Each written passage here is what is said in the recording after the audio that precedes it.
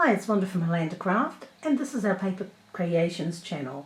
So I was doing a journal the other day, and normally I just take the words, I'll get some words and I'll just stick them onto something. So I was doing this and I thought, oh, I'd like to just sort of dress them up a bit. So what I did is I got some words and I put them on some background paper. Now I just downloaded a background paper from the kit I was using, and I've just glued them onto the paper and inked them around the edge, and I just thought they looked really nice. So I thought, well, if you're stuck for an idea for using your words, I'll just show you what I've done.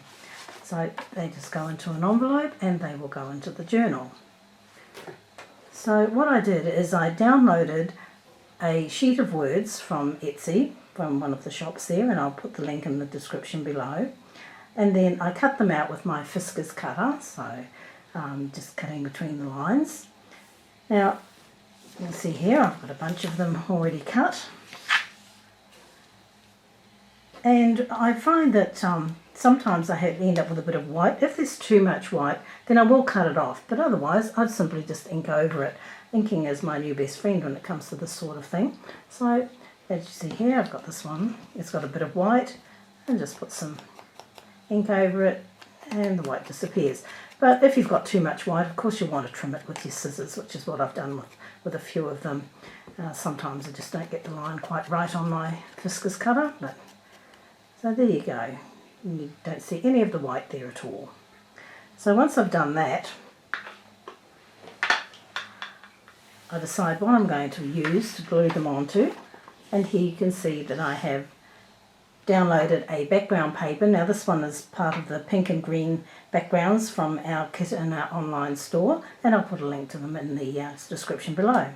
So I've just glued the words onto the background, and I've left space around so that I can cut between them, cut around them, and leave some space. And I'll probably end up with about 1/4 of an inch on these.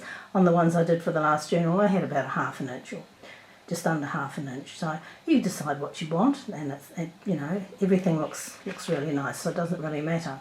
Now you don't have to use downloaded paper, background paper. You can use, here I've got some newsprint from a book, and that looks really nice as well.